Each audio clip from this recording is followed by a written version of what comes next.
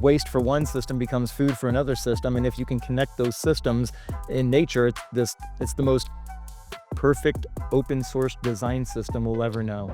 The gravity of every project falls to the minimum standard, whatever that minimum standard might be.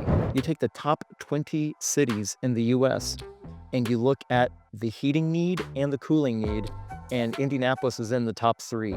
How do you build momentum and avoid green fatigue inside of a busy design practice, especially when performance goals can extend over years? I think I've got more credibility with them trying to get it right than being right. I'm not worried about losing face. I will embarrass myself at least once a semester.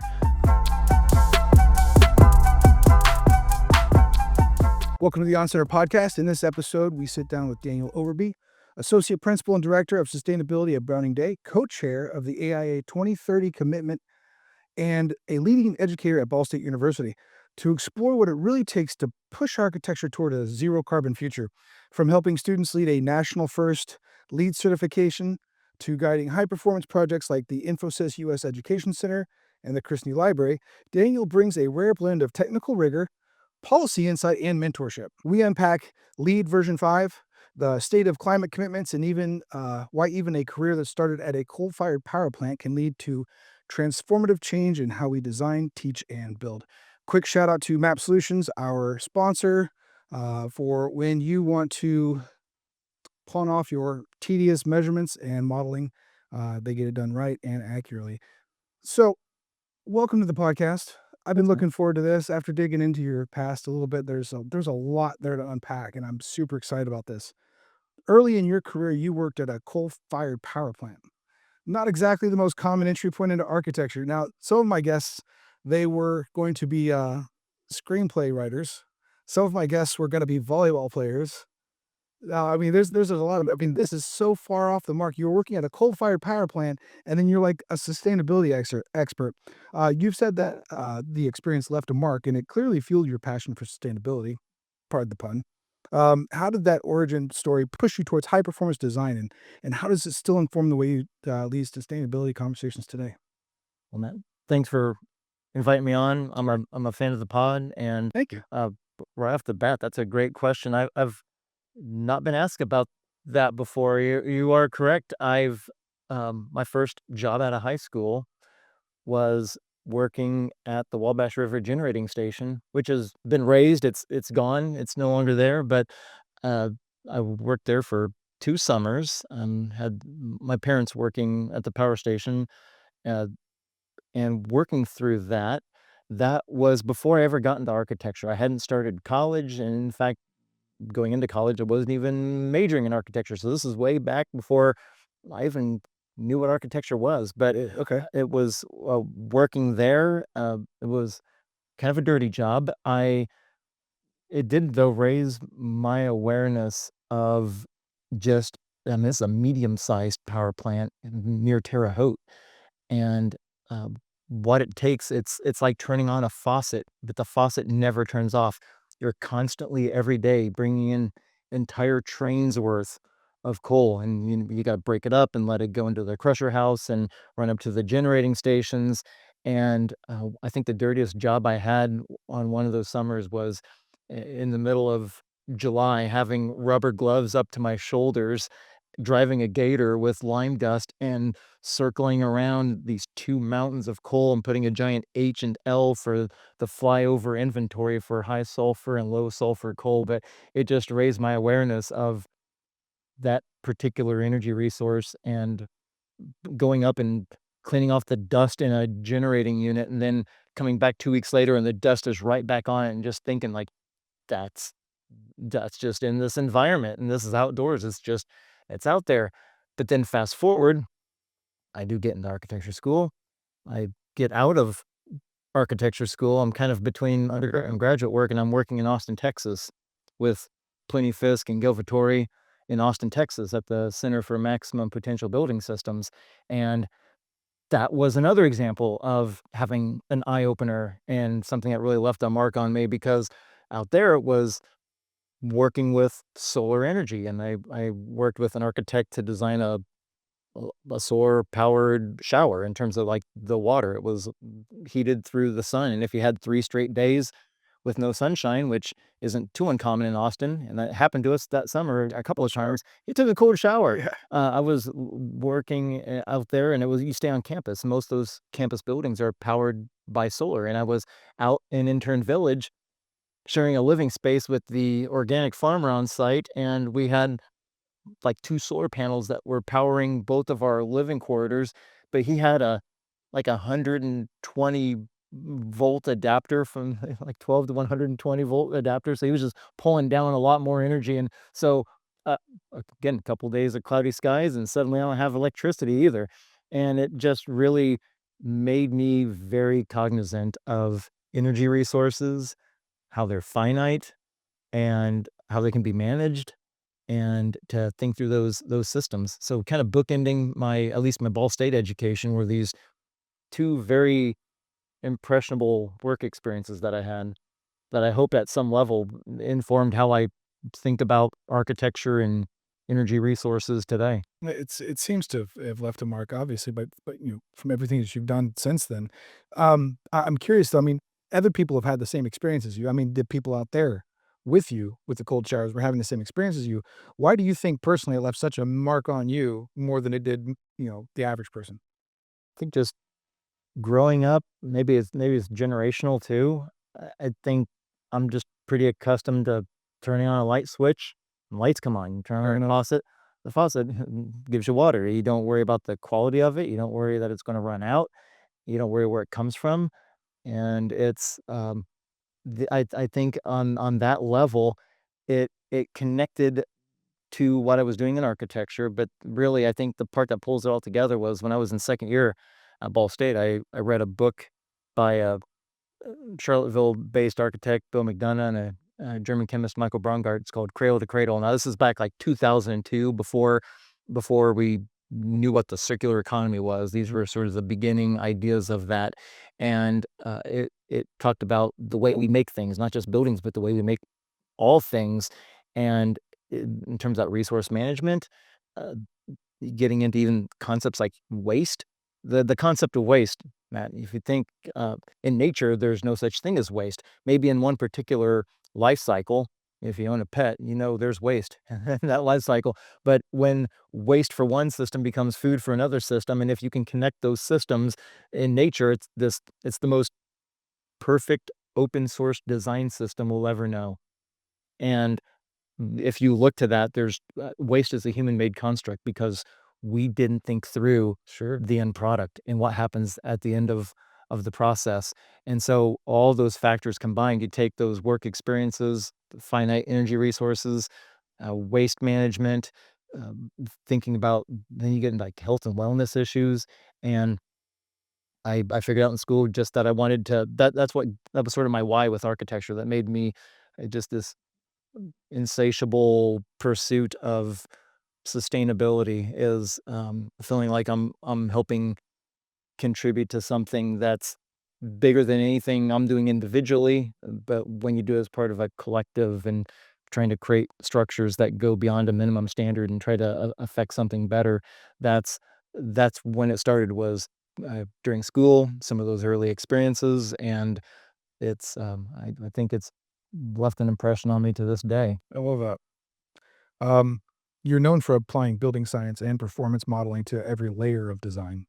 With projects chasing lead platinum and net zero goals, your process demands early cross disciplinary buy in. And I understand how hard that can be sometimes, especially from the stories that I've heard from other guests. How do you embed evidence based thinking into real world design timelines? And how do you help teams embrace the messiness of integrated work, especially early on in the process? In architecture school, there's not much wiggle room to take a lot of electives and pursue, at least in the undergrad, where a lot of us get here in Indiana get our architectural education. It's just rapid fire. You're taught to be a journalist. I think really the profession in general um, prompts us to be generalist. We're kind of the maestros in the orchestra, Sure. and when we might not own the strings or own the winds and know how to take care of them, but we know what they're supposed to sound like, especially as an ensemble.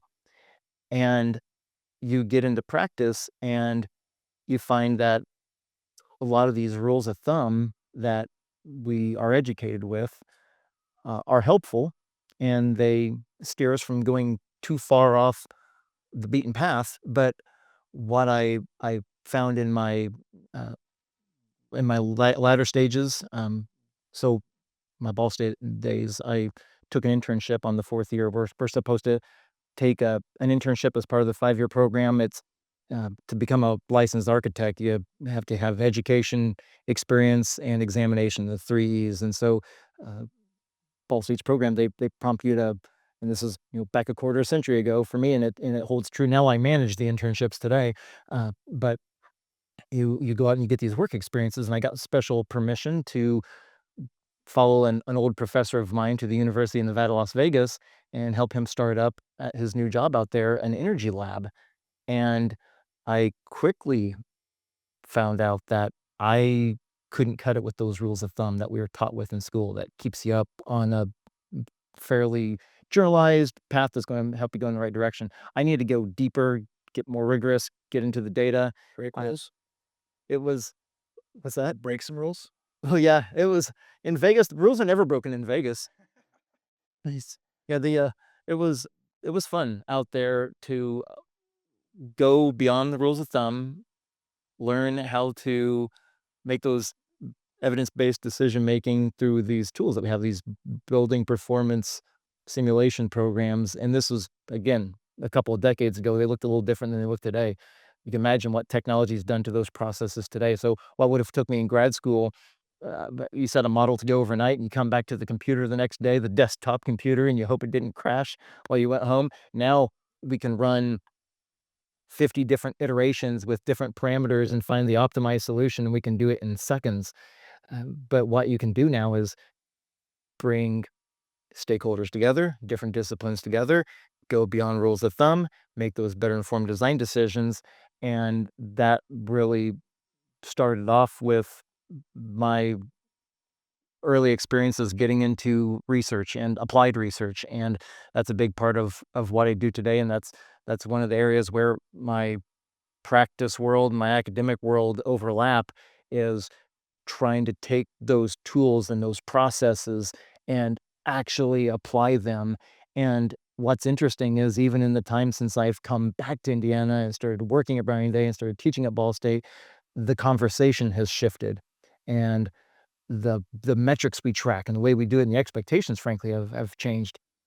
But there's another element to this too, which is, in your question, the gravity of every project falls to the minimum standard, whatever that minimum standard might be. Sure.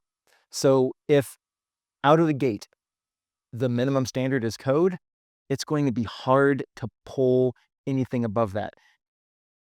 Some of the projects you mentioned and some of those companies and institutions, they have elevated standards. They might have a lead standard. You mentioned Infosys. Their international standard is lead platinum. So you can imagine, come here to Indianapolis, he said, our international standard is lead platinum. The gravity of the project now doesn't fall to code, it falls to the minimum standard for them, which is lead platinum. That was actually the secret to success. That's what enabled us to reach that high and do that, was because of the steadfast commitment of the leadership of the ownership group. The minimum standard that is set by clients right out of the gate, the RFP, board of trustees, corporate sustainability policies, whatever it might be, that's really the secret sauce and how you go farther. So that's it's not easy, but when you can come together as a team and understand that that's the bar, there's an unwavering commitment to that. That cuts through everything. That your cost models are aligned to that. Your schedules are aligned to the things you need to do. So for Infosys, we had to make sure to keep time in the schedule to do building flush out, then come back in and do actual air testing, come back in, do commissioning. And those things aren't standard. That's where you're going beyond the minimum standard. And they have outcomes that are reflecting back what you're going to get through that process. So in the case there, we went through and did I think, just about, if not every single indoor environmental quality credit in that version of LEED that we applied on Infosys. And we did that air testing. I remember it happened during a Thanksgiving weekend because everybody's out for a long weekend, and they came in and did all the air testing, and the building had spectacular air quality. And it was just the aggregate effect of all those things. So that's why I love too, just this mindset I have towards evidence-based design. I love when we get the outcomes and it reinforces that, oh, all these things that we did, you know, as a profession, we don't do like a surgeon does. Like, Matt, come back in a month and let's look at the stitches and see how everything went. Or you get on some kind of prescription and you come back and see the doctor. As a practice, that's not really something that happens per standard. You When your scope of work is done, your contract and your services are over, there's not a lot of opportunity to come back and get that. But I like with high performance design and lead and other systems, you can get those feedback loops. And we've been asked last year to come back with another client and help them recertify. And now we're pulling 12 months of performance data. And because they said, like, since we certified this thing and a decade ago, we've gone through and redid our lighting. We went through and redid like all these different energy conservation measures, and we don't really have anything to show for it. So what can we do? We recertified. We looked at actual performance outcomes and saw that the true effect of all those things. We added up the energy saved, the money saved, the carbon emissions saved, and the thing originally was certified at just kind of the basic level, and they recertified at gold. And so it was, but again, that was on the shoulders of continuous, steadfast commitment to sustainability by corporate leadership in that case, in both those cases. Sounds like you could have just easily taken an engineering path, but you went architecture. I like the hybrid approach. That's very inspirational. The whole setting the standards at lead platinum. That's very inspirational. For me as a business owner, I'll probably look at some of my visions and goals at that. Setting a standard that high. It's pretty cool. So let's talk about the Infosys US Education Center you were talking about in the Chrisney Library. Um, Butler Science Butler Science Complex, all high ambition, high performance builds. You said that those kinds of goals force a whole other level of collaboration, and you've touched on that a little bit. But what were some of the behind the scenes moves that made these projects succeed, and what lessons from those have stuck with you? I'll start with Infosys because we were just talking about that, and I can put a cap on that story a bit. Uh, that one was, you're going through a framework like the lead rating system that provides a holistic approach. And if you're going to reach for platinum, it's not really a matter of the a la carte menu, what best suits our needs for this particular project. It's really a matter of, what are we not going to do? And you're going to get 80 plus points out of 110 points on that system. You're pretty much doing everything, and everything had to be fine tuned. There was not there's like more frictional resistance the deeper you go into the sustainability realm, just all these things above standard, and trying to do all the performance testing and commissioning and all that sort of stuff.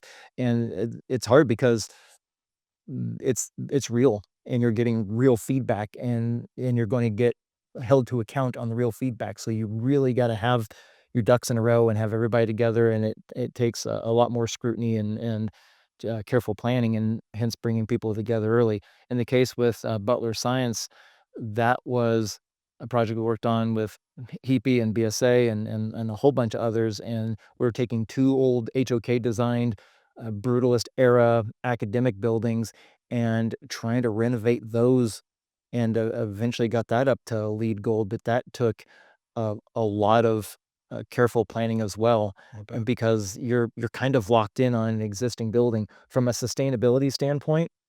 If you're trying to reduce from a climate action standpoint, taking CO2 emissions or equivalent thereof, you're trying to reduce that. Renovation is the best way to do it. And if you do it, I mean, with the right kind of building candidates, it can save you money, save you energy, and save you emissions. And I could give you lots of examples of deep renovations where the outcomes have been very economic and very impactful from an energy standpoint.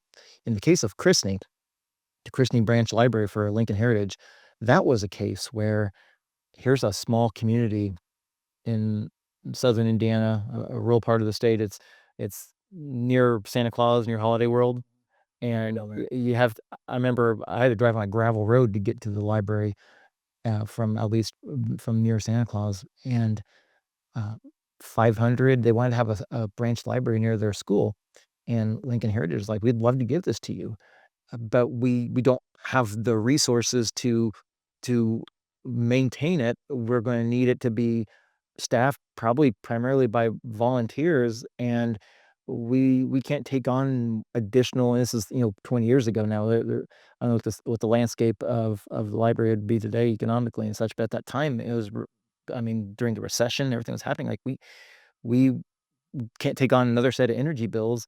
This thing, if you can figure out a way around those 2 things, get it staffed by volunteers and, uh, make it net zero, you can have it. So I can't take credit for this one. This was actually the project when I joined Browning Day. This is what drew me to the firm is Okay. there's, uh, 2 Bill Browns in kind of our Indiana architecture orbit. One's the founder of Ratio. The other one became the first director of sustainability at IU and is I'm still involved a lot with Indiana University, but he was Browning Day's first director of sustainability. And I came and worked with Bill, and he was working on this library and taking that Las Vegas technical knowledge, that applied research I was doing, and I was able to sort of be his technical backing. And we really had to fine tune this thing because well, small branch library, make it net zero. They couldn't it couldn't be realized otherwise.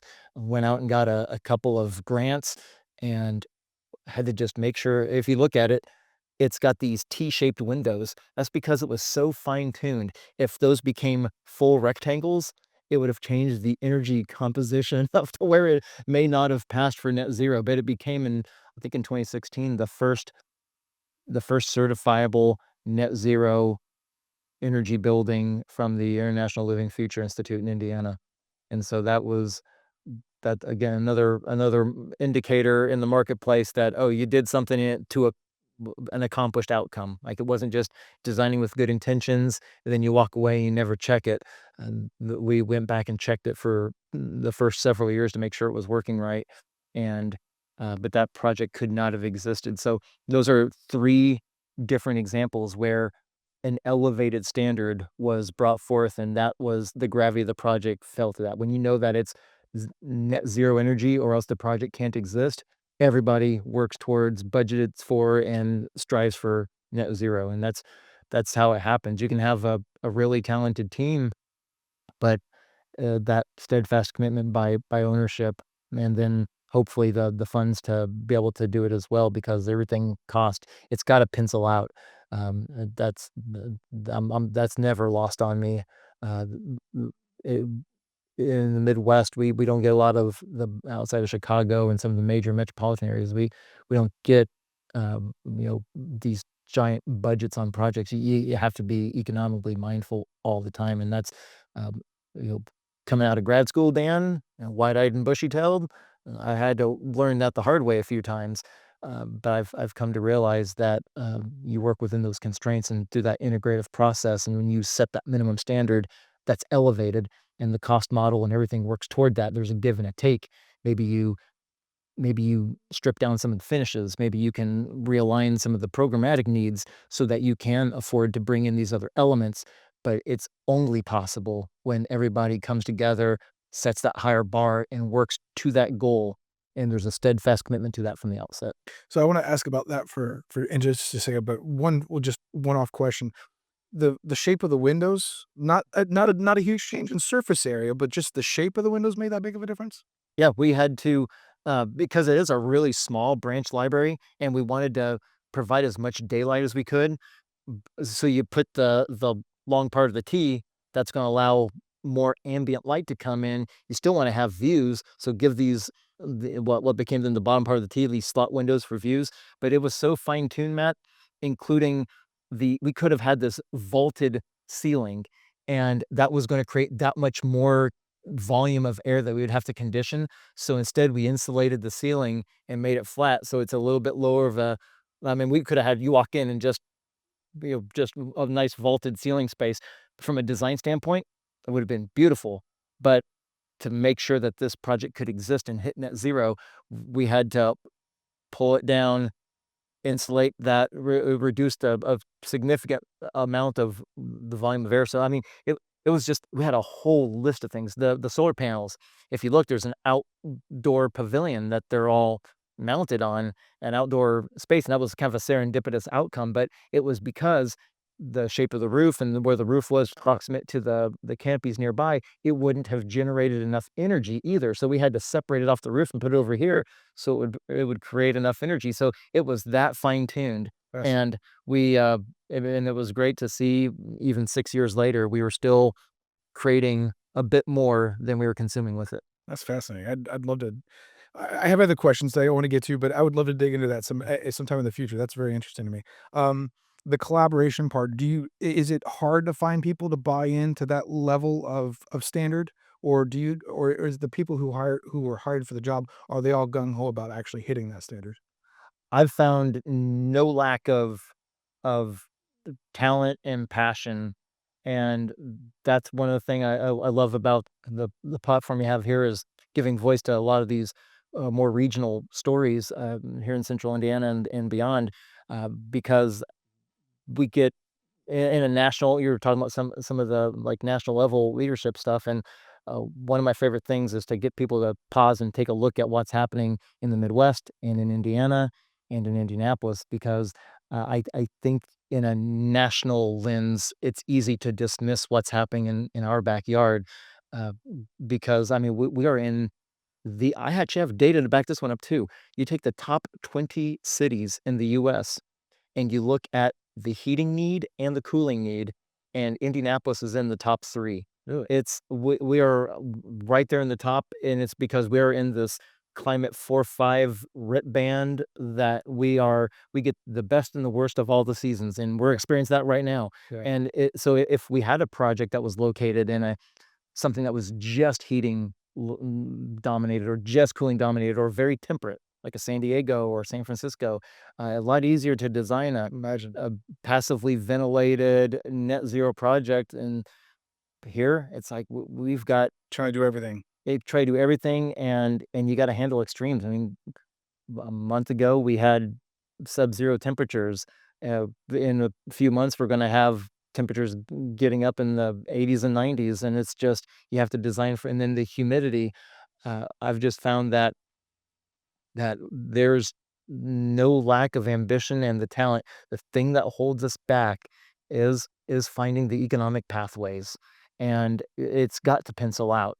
And if you can take a longer term approach to some of that, if you're going to own and occupy your your project, you're going to have an opportunity to look at 5, 7 years out. But I know if it's 25 years out, it's not going to work. Uh, if it's going to be longer than the life cycle of the systems you're applying, it's not going to work. So we've got to find the models to be able to make that work out. So I I liking myself to being a passionate pragmatist when it comes to sustainability is I've got the interest and the ambition to do things at the optimal level, but always tempered by the constraints. And I know you've heard this from other architects you've talked to in some different lenses and different contexts, but I think there's opportunity in the constraints. And so when we're constrained by some of the needs of the project from an energy standpoint or resource management standpoint or even budgetarily, I think you can come up with that's where the innovation is, that's where the Sure. creativity is, and it makes it that much more special and unique when it's all said and done. Yeah, we were prior to this conversation, you and I were having a conversation about AI in the industry, and I think that innovation is one of those things that AI will not be able to do. Be able to come up with brand new ways to overcome the constraints. So that was cool. At Browning Day, you've grown the sustainability culture from the inside, helping raise lead accredited staff from 10% to 45%, and leading your team through 8 years of AIA 2030 reporting. How do you build momentum and avoid green fatigue inside of a busy design practice, especially when performance goals can extend over years? It's a great question. We've for as you mentioned, for 8 years running, we have been one of the very few firms that have reported to the American Institute of Architects primary climate action program, which is the 2030 commitment, of which you mentioned a little bit ago. I'm honored to serve right now as the co-chair. And for the last 8 years, it does feel like tax reporting season. We have to report every spring by the end of March, and we collect pieces and parts throughout the year. We come together when everybody's back from the holidays. I'm like, all right, we're doing this right now. I'm like, okay, we got to get together and pull together all these little pieces and parts we had socked away and had been logging over incrementally in our own little spheres of work over time. But there's the old adage that repetition is reputation, and I feel like in terms of internal marketing and messaging and external marketing and messaging, it's really important for us to not just say, "Hey, we care about sustainability," because there are there's nobody you're gonna have in this chair who's gonna say they don't care about sustainability. I think, by and large, everybody wants to have building products and outcomes that we know that the transformative potential of architecture. We know, uh, I mean, any architect or engineer you have here, we know with the built environment, you can improve the human condition, you can elevate communities, and you can heal environments. It's always a matter of the constraints, including the constraint of processes and the time allocation it requires to do some of that follow through. And any one of us at the end of the day could look at that body of work and think we're not going deep enough, fast enough, far enough, and that's fair. I think it's important to look at your work in terms of the progress and what you're trying to get to.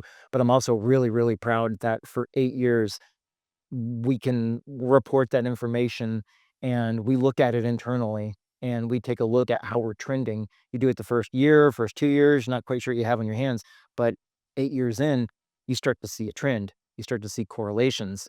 You start to see some relationships, and you can start to plan for it and react to it. And then the conversation can start to change, and you can really move your approach. So we will on all of our projects try to do some basic logging and takeoff for how they're likely to perform from an energy standpoint. And even though just by nature of our business, a lot of our work might not go beyond the minimum standard of code, that floor level might be where the project stays. We'll capture all of it because we want to have a comprehensive reflection back to where we're going. But then we have over the last many years I've been there, over 2 million square feet of LEED certified space, site certification, Fitwell certification, net zero. You take all of it into the hopper and kind of see what comes out of it. Um, and that's my encouragement to anybody listening. I There's a lot of firms that are maybe a bit hesitant to jump into that particular climate action program or any kind of sustainability commitment where you're going to be held to the outcomes and the rigors of doing that kind of reporting. But I think that's part of doing what you can to walk the walk a bit. And we've got a sustainability committee where we have representation from all of our disciplines. We've got architecture, we've got interiors, we've got landscape architecture there. And we have these conversations and we start to connect these dots. So if I take the 2030 commitment, and that goes back to Ed Masria in Architecture 2030. He's a Santa Fe-based architect who back in 2005, 2006 looked at carbon emissions at large and looks at this and says, carves up the data and looks at it sector-wide and finds, 39% of greenhouse gas emissions are coming from the building sector. Let's move towards turning that down to 0 by 2030. And we found out that's really, really hard, and we can't do it all ourselves. We have to depend on our energy infrastructure. Kind of getting back to our conversation before, and there's just things beyond what we can affect as architects. But through energy efficiency, we've made a lot of strides through on-site renewables, things like that. So sticking to something like the 2030 commitment will allow you to have a holistic lens on your portfolio and understand what you're moving towards. And now we're connecting dots. We're looking at now leveraging some tools to look at carbon impacts of our projects, and we're trying this year to throw all of our projects into the carbon assessment. And now we're also pulling in our landscape architecture group because, I mean, you and I learned in high school, in middle school, well, elementary school science that, you breathe in CO2 or you breathe in your oxygen, you let out the CO2, and then trees are going to do the opposite. We have this symbiotic relationship with trees, and that's how we get our oxygen. And so we're looking at all that, and it's trees also will sequester carbon as they start to grow, and it will start to add up after a while. And so we're wondering, well, what could that look like if we consider that at the scale of all of our landscape architecture work? And we piloted this on a couple of projects. We looked at the carbon sequestration of trees. This all goes under the category of the ecosystem services, the things that nature do for us that we would otherwise have to do for ourselves, things like creating oxygen. But that sequestering potential, nature has different methods in its cycles of sequestering carbon, and so trees and certain types of vegetation is one of them. So we're looking now, how do we recognize that and see some of the connections there? So it's an ongoing conversation. I can't even begin to tell you right now the outcomes of that and the discoveries. If we talk in a year after we go through this reporting cycle, I'm hoping that we'll make some discoveries. But uh, this was not a conversation 8 years ago when we started this. This is where the sustainability discourse keeps shifting. It was first, it was about energy cost, still is. Then it became about, okay, energy cost is one thing, but what about just pure units of energy? Okay, we start to talk about that. Okay, so keep the cost in consideration, the units, but now we have to think about, well, what sources does the energy come from? Because you could use a whole bunch of energy that's clean, or you could use a little bit that comes from a source that's creating a bunch of emissions. So it's gone from the cost, now add the units of energy, now add the carbon pieces. And I don't know where we'll go next. And as you were talking with AI, I know that's gonna supercharge some of the processes we do in aggregation and optimization and what we look at. So, uh, it's a moving target, but I I I'm proud of what our team does, and I think, um, the last 8 years has been an interesting discovery, and we'll see what the next 8 years has in store. I'm not an architect or a landscape architect. Does I mean, bringing all of your projects into that on both sides, is that as ambitious as it sounds? It is ambitious. It takes real time, and that's one of the constraints is Time. is the constraint of time that we have to be also again, the constraints are such a real factor with sustainability work, and, this is stuff that we're doing that could otherwise be billed out to projects. It's a business decision about the mission of the enterprise and what we're trying to affect. We could take those hours and put them towards projects and bill out and get more revenue that way. This is one of the constraints is, and that's not an unlimited amount of time either, Matt. It's like it's, you look at AI data. We look at the AI firm survey data, the most recent survey of that, because I teach pro practice at Ball State, as you know, and I show them this data that 20% of potentially billable hours goes to something else. It could go to paying clients for profit entities that you could bill for, but you're doing the work for free for one reason or another. Maybe you messed up, maybe you're being nice, who knows what it is, but it's for various reasons. The AI firm survey data from 14,000 plus firms shows that, but it could also be pro bono work. It could also be sort of mission critical, non project specific work as well. But that's, I think that speaks to the altruistic side of the profession when you see such a high number of architecture firms locally and nationally doing pro bono work and taking on corporate leadership initiatives and doing these things that might not look as great on a spreadsheet, but I like to think there's a second order effect and business case to be made about if you want to sit in a space and raise your hand and say that we try to be a leader here. That's part of putting your money where your mouth is and trying to do that. So Sure. I and we're not the only ones in Indiana that does that. There are several others, and AI publishes that data for the 2030 commitment, and anyone could pull that down and see the other firms that do it. I know my students are aware. They wanna go work for a firm that does sustainability. They're gonna look at who's a signatory. They're gonna look at who's reporting. They're very well aware of that. They look at things like the AI material pledge if they care about health and wellness, and they wanna see what firms are doing that. So, again, it's about backing up what you say you care about and wanna stand up for, the internal messaging and also the external messaging. And so but it's real. It takes real resources. You mentioned teaching at Ball State. You do that while also leading major projects and national initiatives, from launching the country's first student-led lead NC certification to serving as the school's internship coordinator, which you also mentioned earlier. You seem to approach mentorship as a two-way street. How does the classroom sharpen your work in the field and vice versa? Well, I've got 2 kids, and while I've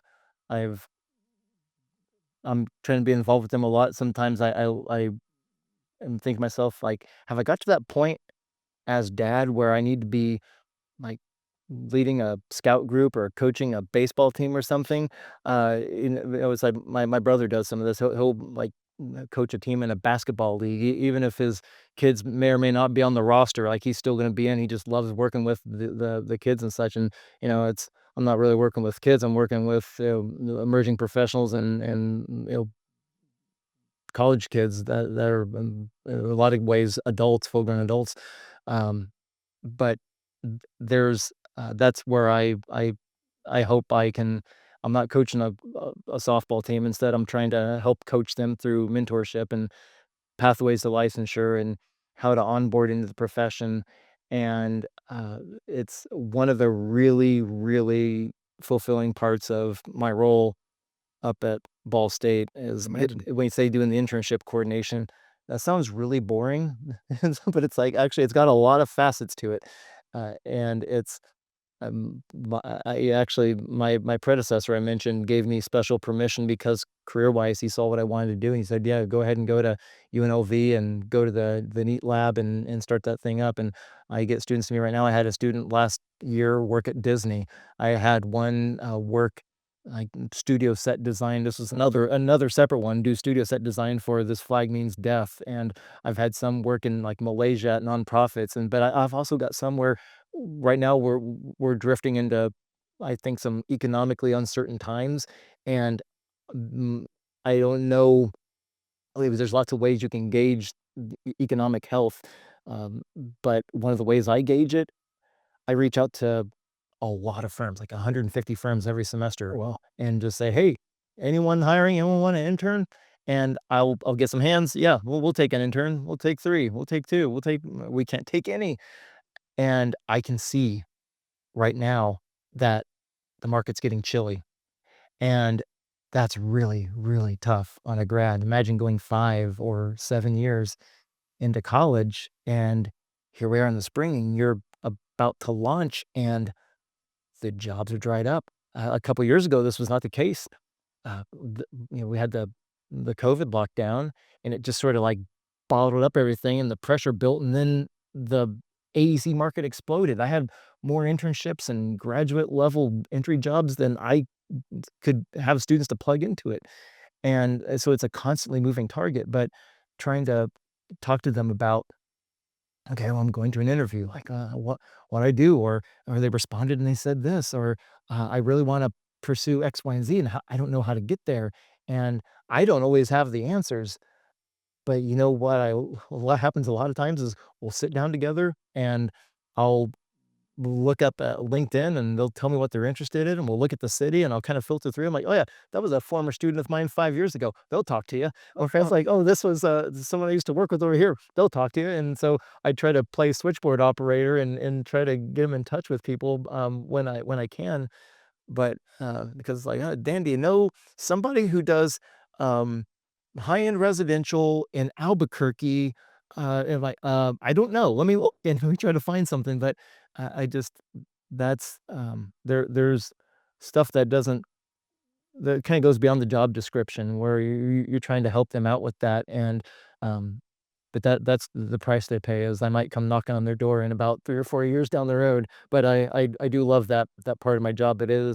It's also emotionally really heavy at times, But just because of, like, times like this with the economic season we seem to be drifting into. I bet you take on some of their emotions, their anxieties.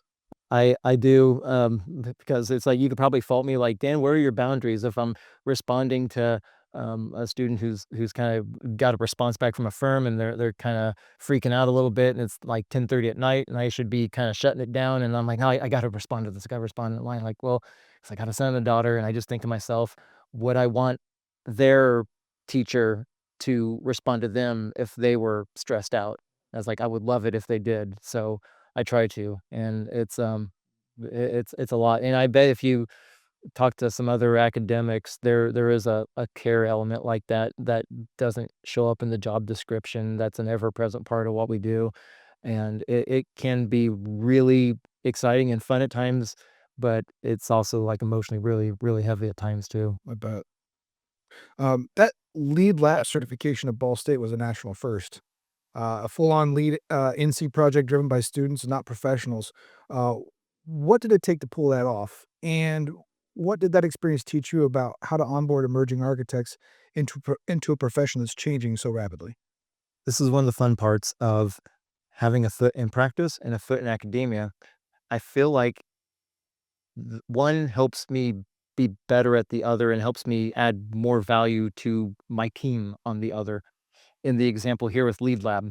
So that was started by Bob Kester and at Ball State Lead Lab. So U.S. Green Building Council has the lead rating system, and the Lead Lab program, they started that to say, okay, different universities, you could maybe do lead for operations and maintenance, lead for existing buildings. You could look at your existing structures and go to the vision was and still is, okay, take emerging professionals, college students who want to pursue sustainability in the built environment space, and have them do some of the credits as a learning opportunity. So if you get LEED recertified or LEED O&M certification by doing waste audits and pulling down the energy bills and looking at these things, well, that's a really great immersive learning opportunity. And that's pure gold in the academic space when you can pull the profession into the classroom per se. So the lead lab program is an amazing idea, but it was designed for that operations and maintenance piece. And Bob Kester started it at the Series Lab in Ball State. He recently retired. And Janet Thick with CMID, Construction Management Interior Design, under the College of Architecture and Planning umbrella up at Ball State. And she also recently retired, but there's other personnel now working it. But I believe Ball State and Purdue are the only 2 higher ed institutions in Indiana that have a lead lab program, and, we've used it to do lead O&M certification on different projects up at campus, but then when the Ball State Multicultural Center was getting designed, one of the architects on the team, Sanford Gardner, it's RG Collaborative, I know Sanford. and and he's someone who's real close in my orbit, a friend, someone I've worked with AIA for many years, and so Sanford and I, we've been to Green Build together and USGBC events together for years, and we were just talking one day, and he's like, "Hey, Dan, I got this idea." It's like, Ball State's got a lead lab program, right?" "Yeah, yeah." He's like, "Has anyone ever done that for new construction? Like, for a brand new building?" "I don't think so, Sanford." It's like, "Could we?" "I think so." It's like, "Alright, let's talk about that." So, we went back, so this was Sanford's brainchild. We went to USGBC National and talked to somebody, and they're like, "Yeah, that's we've never seen that done before. We're not gonna say no, but we're gonna not recommend that because it's gonna take so much time. We don't know how, like, doing a waste audit, you could do that in a class. Look at 12 months of performance data, you could do that in a class. To walk through all the stuff you have to do for a new construction project, we're not sure how that would work. Multiple classes, what would you do? So Sanford and I were just, again, just kind of brainstorm some things, pull in Bob, pull in Janet, talked about this. We're like, okay, I let's get the student club for USGBC students, the Emerging Green Builders Club. Let's start there. And we've got some very sustainability minded students. And it was kind of a hot mess at first. We weren't quite sure how to put all this together. But Sanford had this idea, like, hey, we'll come together and we'll make this a professional practice opportunity, a real learning opportunity. Again, immersive learning, which is golden for them. So pull them in, and we're running it like an OAC meeting almost, just going through and like, here's the status report of the project, and here are things going on, and hey, how are the lead credits going? And we would and I was pulling off of my skill set from Browning Day doing lead projects and say, "All right, we need the scorecard, we need to have updates on the different categories," and the students would do it, and then the tricky part was now, maybe one of them's getting ready to graduate, need to pass it off. We pulled it into some CMID, lead lab specific courses for particular big chunks of the effort, but it was a process, and it took many students and several instructors, but it went through, and we were able to do it, and, Stanford and Jen and I got to talk about it at Greenbuild, but that is the first time, and to my knowledge, as I sit here, the only one I'm aware of that has been a student-led lead new construction certification process, that resulted in a certified building through the LEED Lab program, and that's just one example of the immersive learning where we can pull practice into the classroom. So we did this with the Solar Decathlon project. Again, I can't say I was running that show. I was a few layers behind. It was Pam Harwood and Tom Collins and some other amazing individuals at CAP leading the effort on that. But I was involved in a couple of studios and brought students to the table on how to work through construction documents and specifications and some of the energy modeling and optimizing things. And then another example, one of the grad studio I taught, we took the AIA framework for design excellence, and which is the framework that practitioners will use to get a COAT Top 10 project with AIA National. Well, they have a student competition version of that, and so we leverage that same framework in the classroom, in the studio. I've brought I've brought practitioners into the studio through the CAP Indie Center to have just a direct interface with practitioners doing work. I could start to name some of them, and I'll forget some, so I won't try and then feel embarrassed I forgot a few folks, but, like a whole docket of folks that have been on this pod and that are in our orbit that are just outstanding architects that just would a couple days a week pop over and just sit and have that direct engagement and resulted in some mentorship, and it's, all those intersection points really help. But then the flip side, how they sharpen me on the practice side, because we kind of get used to our own processes and our systems, and we start to work in silos and we have blinders on. It's just a natural human tendency. We try to just get our work done quickly, and you have to be really intentional about scaling back and opening up and collaborating because you just tend to want to just zero in on your stuff. And I'll be working with students and talking about sustainability, and I'll just get caught cold on some kind of question like, why is it that way? Like, I don't know, and I think I've got more credibility with them trying to get it right than being right. I'm not worried about losing face. I will embarrass myself at least once a semester. It might be a little quirk with how I present information and I say something silly, or it might be that I just get caught cold with something. I don't know the answer, but you know what I do? I find the answer and I come back to them with the answer. And then sometimes I have material to write a blog or a column for something I'm contributing to. Like I'm always kind of thinking, reading, and writing. And some of my material I get is because they will completely catch me cold on something that if I was just working in practice, I probably wouldn't be looking at it from another angle. I mean, that goes back to what we were talking about earlier about mentorship being a two-way street. I mean, It is you get things absolutely. from that as well. So you've chaired USGBC Indiana, led AIA Indiana, and now co-chaired the National AIA 2030 commitment. which is a central climate action effort. At this point, you're not just shaping projects, you're shaping policy. What have you learned about moving the needle from the inside, and what's your take on the architectural profession's pace towards decarbonization? I think that we're experiencing right now with the 2030 commitment nationally. So we're looking at all the signatory firms and then the firms that report, and we're looking at their data. And if you or anyone listening here, you pull down the 2030 by the numbers report, it's not a secret. It's right out front and center. We've kind of plateaued.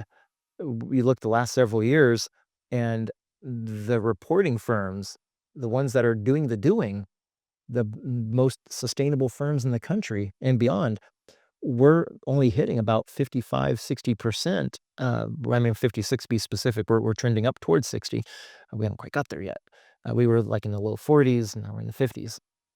And we're trying to figure out, how do we break through and go even deeper? And we're wondering that the things that we can control as an architecture community are limited by the grid you tie into and the fuel sources that they come from, and looking at opportunities to maybe electrify and then decarbonize the electric that we're using, looking at ways of pushing beyond some of the barriers in some of the seeming plateaus that we're confronting right now. So, and this is again where students are shaping my thought processes. So you can efficiency your way quite a ways from a baseline, a code minimum project. Indiana, our code's not so great, like, based on a 2007 ASHRAE standard. So through efficiency, we could get pretty far down the pike there, and but then you kind of plateau. And what we found out was, just through occupant behavior, if you gave if you had something hooked up to your electric box and an app on your phone, and you can see in real time the energy usage that you are requiring in your house, it's been shown that a homeowner will save about 14% on their energy bills now, over the course of a year, because they have that feedback loop. If you create a building management system that's connected to some kind of a graphic interface, I've seen all kinds of things, these dashboards, like a dorm hall that has a a screen of a fish tank in the lobby, and every fish is one of the rooms, and the ones that are lethargic and at the bottom are not doing so well with energy, and the fast ones up at the top are, and the overall quality of the water is the overall building. It's like you start to gamify it a bit, but a student shaping my mind, I'm advising one on a thesis right now, and he says, "Digital twins." You know what a digital twin is? I knew a little bit. We're talking about it. Like, all right, if you have an AI-powered digital twin of a project, you could, instead of looking at the last couple of years of climate data or looking at what you think projections are gonna be, you could take ongoing occupant behavior patterns that get recorded through all the sensors in your central brains of your building. You could find out in real time, based on your behavior and your patterns of use, based on what the forecast is for today. AI is telling you, your AI-powered digital twin is saying, you will be using $5.52 in energy today. Challenge presented. So now, all right, so I know this is where AI is telling me I'm going today. AI, we think it can predict the future, right? But it doesn't. It's just telling you, based on patterns and data, this is where the future seems to be going. So, like, all right, it's like, Matt, when you ever land in a city and you take an Uber ride, and you could tell that they're following a map that's using AI to optimize the route. I saw this in LA. I was at Greenbuild last fall, and the guy went off the freeway. I was like, "What's this guy doing?" It says to keep going down the freeway, and all of a sudden it goes recalibrating, just cut 7 minutes off, because he knew the streets. He knew what to do to work it and get to. That's like, he could outsmart AI with our buildings. If you have AI-powered digital twins, this is what this student's thesis is. Okay, Dan, you're telling me if I have an energy meter, I can save 14%. I bet you if I have dynamic systems optimized with sensors and a building management system, and I'm using a digital twin hooked up to those sensors, AI powered, you understand what the weather's gonna be, what my use pattern's going to be based on data that's recorded. Predictions. Now you know how to not just optimize, you actually know how to mine further energy savings and then therefore carbon savings. So that's that kind of takes your last question and this question and melds it all together. That um, I think through technology and raised awareness, we're going to have those deeper breakthroughs. But to get to zero, it's going to require stuff beyond our sector. It's going to require ongoing work to try to decarbonize the fuel sources that we use for our electricity and other things of that nature too. Wow. I just had like 3 different ideas while you were talking. That's really cool. Um, Whether you're working on Near East Side net zero planning or influencing Indiana's building codes, you're often right at the intersection of grassroots and institutional change. What's the secret to turning sustainability from a checkbox into a civic value, and where do you see the biggest gaps in the current policy? But it's no secret that our building regulations are aging out a Outdated, bit. yeah, very much so. The concern that I've seen from one who's advocating for sustainability, when I arrived in Indiana, LEED and our energy code are based on the same standard. It was kind of the same playbook, and it was just how far do you go down that system based on that premise that the gravity of every project is going to pull you down to that minimum standard. Uh, the gap between achievement for kind of the standard for sustainability today, it's widening compared to what it was when I first got into the profession. And it's kind of like, growing up, I'm a big baseball fan, and I'm a Mariners fan in particular. So it wasn't hard for me in Indiana to go to a baseball card shop. I hope some of the listeners knows what a baseball card shop was, but you could go and like pick through these the common cards. Like pretty much any Mariner card was a common card. Start picking them up, and then Griffey and Yeah, Ultra Griffey. Regis and all you guys and Randy Johnson came along, and all of a sudden now there are all these special edition cards and parts of a jersey put in the card, and it was really expensive and more exclusive, and I couldn't quite get to it. And I was going to flea markets and fairs and trying to find these special cards, and I wanted to collect them all every year, and all of a sudden I couldn't do it. It just got too expensive and too exclusive, and I just couldn't do it. And I think the same thing is happening with sustainability if we can't raise the floor level with our codes, is the gap between the minimum standard and where the gravity of the project is going to fall for most of our work and what the shifting standard for sustainability is, it's going to get so great that it has the risk of toppling. And I think that that's a very, very real challenge. It's sort of a second order, uh, unintended consequence of our building codes being so lax. But you asked about the sort of the civic side of things.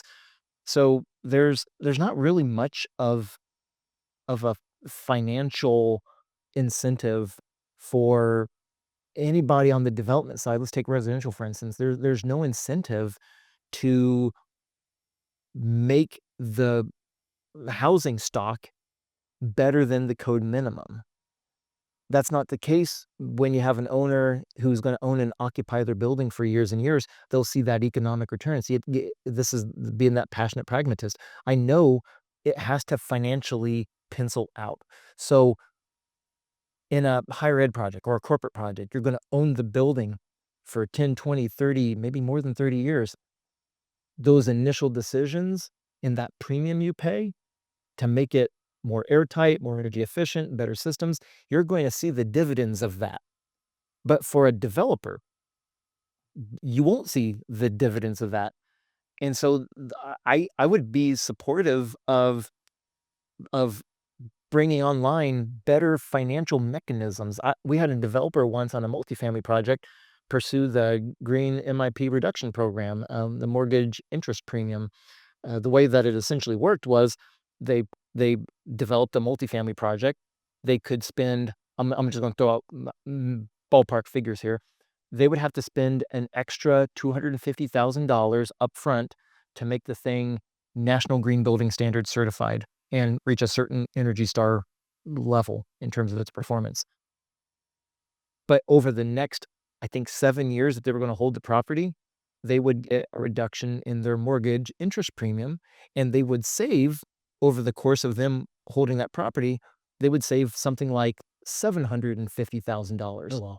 So that was a clear financial stake in going high performance. And then as a result, the tenants didn't use as much energy, was NGBS certified. It reached a certain Energy Star rating too. So that put the financial mechanisms in place for that. But we don't really have a lot of financial mechanisms right now for developing housing stock. And so it hits that minimum standard. And then the unfortunate part of that then is that the homeowners they will in perpetuity be paying a premium in the form of higher utility costs. And that becomes kind of an ongoing economic challenge for families. That becomes kind of a broader issue with just how much your percentage of your um, income has to go towards not just paying rent or paying your mortgage, but also paying the ongoing energy bills. Is if you had a 2,500 square foot house, you would be fairly common around here. Last month with the temperature ranges that we had when we had that deep freeze and we didn't see the ground through the snow for a month. I am I mean, just based on data, I'm just talking anecdotally, I know some of these just average size houses had 300, 400, $500 bills, and that because the energy costs keep trending up as well. That's brought on by a bunch of different factors. So I think sustainable leadership, you cannot lose sight of the incentive from the financial standpoint and what's present in the marketplace. Because it does matter. You can, based on principle, get really dug in on a certain position, but if you wanna be a passionate pragmatist and really see change come into effect, you have to recognize that piece.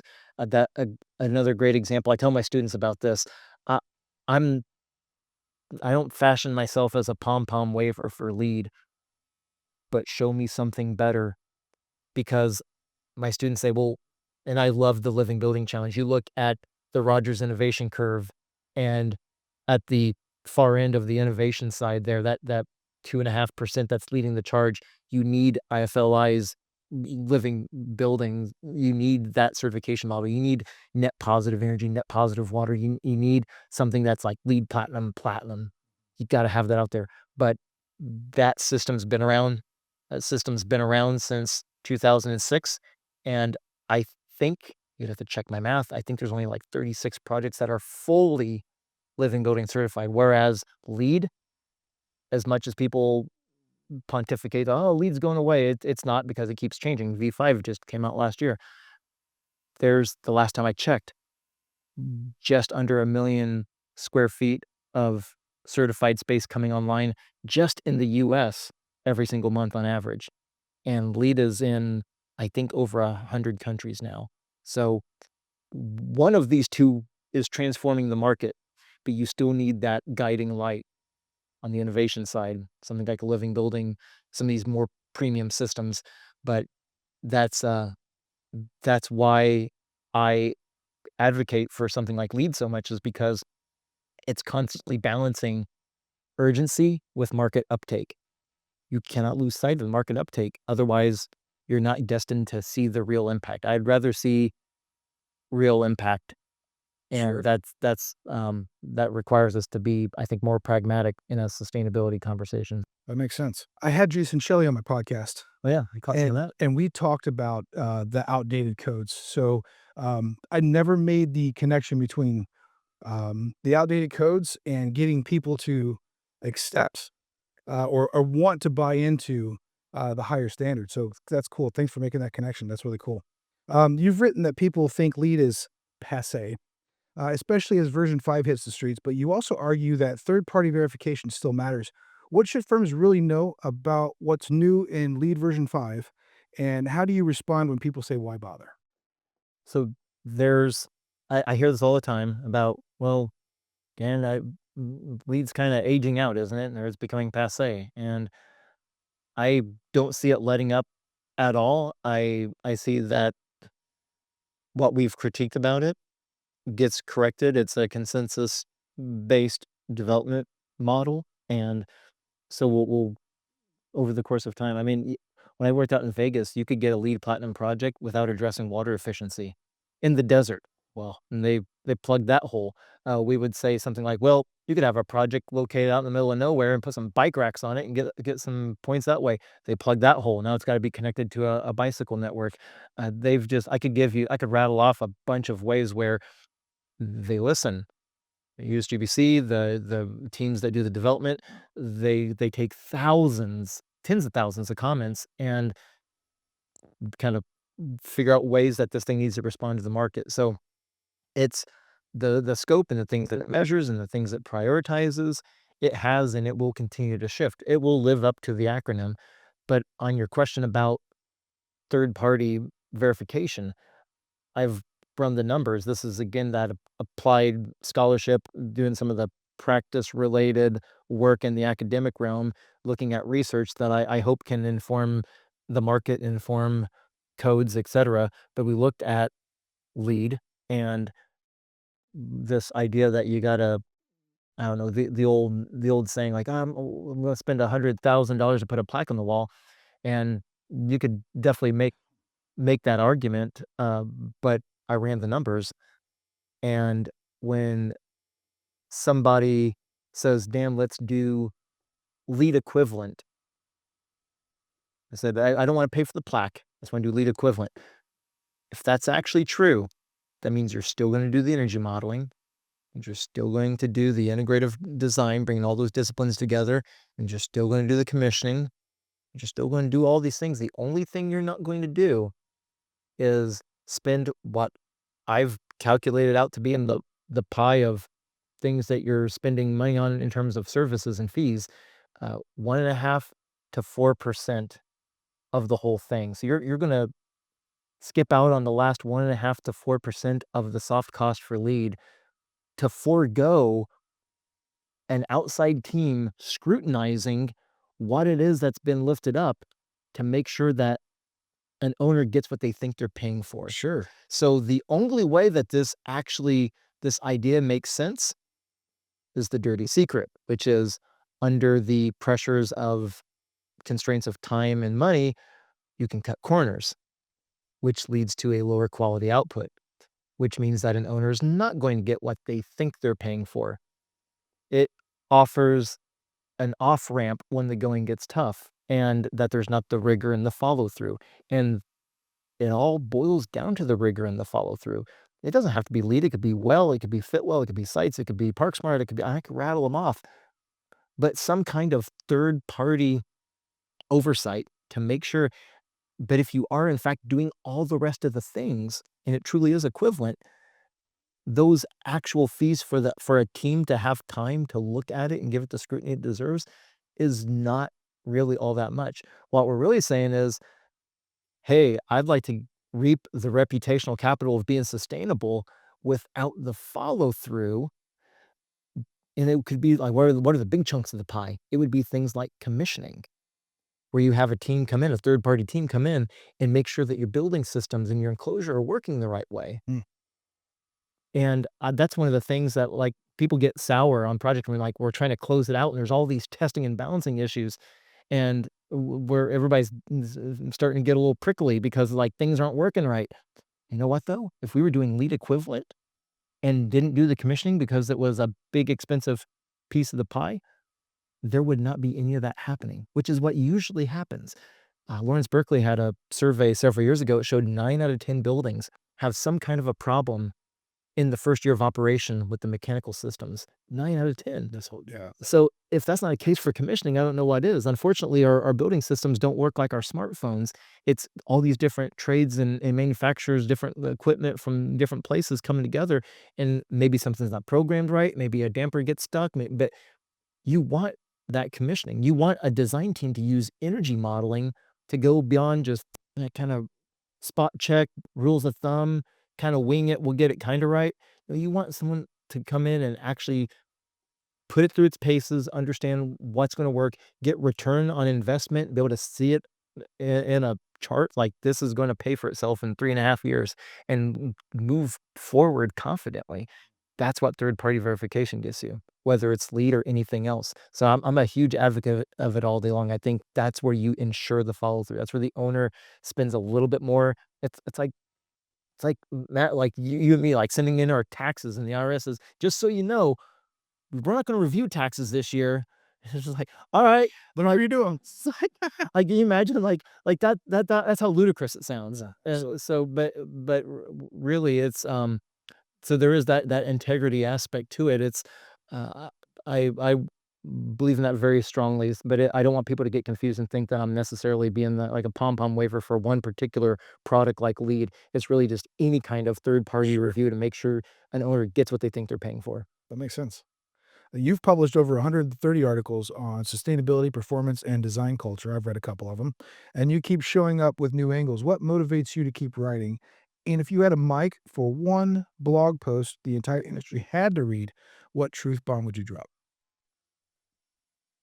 So 130 plus. I had not done that math. That makes me think I did. I've been doing it for a long time. That's, uh, and I know I did start somewhere around 2012 or thereabouts, but it comes from a discipline that I forced myself into, where I try to read, think, and write every month. I actually typically sometimes I get asked to write something in addition or separately, but like there's more on my plate. But usually I write one thing a month, and I think all month about what that thing's going to be. I think, like, where can I fill in a little gap somewhere and just try to move the conversation forward in my own little way. Sure. That's all I do, though. But if you do that every single month, it starts to add up after a decade and a half, I guess. But I that's part of how I try to keep myself current, so I'm not, kind of, I don't know, trying to take plays from the old playbook. I wanna, understand, or challenges me to think where things are going. Sometimes students give me fodder. Sometimes it's the practitioners that I'm working with, it's the project teams I'm working with. We discover something, and, uh, this is something that goes back to planning and working in Texas, where I saw that the CMPBS there in Austin, that think tank, him and Gail, they everything they'd done since the '70s, they just put out there, and I saw this, like, young, just out of school Dan, and I'm like, "Plenty. Everything you've ever done research-wise is just out there. Aren't you worried that somebody's gonna steal your ideas?" He puts his hand on my shoulder and looks me dead in the eye, and he goes, "Dan, I can only hope." It's like, "Alright." That changed the way I thought about it. That was back in '05. Sure. And so I just put all that out there. I'd say for anybody who's worried about developing a platform and sort of losing your intellectual capital, or whatever you wanna call it, the whatever secret sauce you think you're developing out there, it's constantly moving. So if you're doing everything that you can to try to be on the leading edge, the wave's not gonna catch you, but maybe some others can take those pieces along the way, and you can sort of make a collective thrust forward. And so it was it was from Pliny that I got that idea. If I could put one thing out there, it would be that every single decision matters. That sometimes I think we think, "Oh, just turning off that light switch doesn't matter. If I, if I save water here, if I throw this in the recycle bin, does it really matter?" But if everybody did a little something and you scale that up times, 300 some million in this country, and 7, 8 billion around the world, if it's like sort of that power of collective action. Everybody doing a little tiny bit, it all matters, and that's gets back to, like, that 2030 reporting, that when we look at every single project and we tell our teams, "Every little thing you do, capture it somehow. We want it recorded because it all adds up and it all matters." And I think that would be the message I would put out there. Gotcha. That's a great way to end this. That's fantastic. I really appreciate your time, and you did not disappoint with this. Like I said, I was really looking forward to this conversation. Um, I'm gonna have to go back and watch the podcast myself just to absorb most of what you said. But I really appreciate your time. Thank you for sharing your experience and knowledge. I'm sure other people will appreciate it too. Yeah, appreciate it. Thanks Thanks. for the opportunity. I really enjoyed it.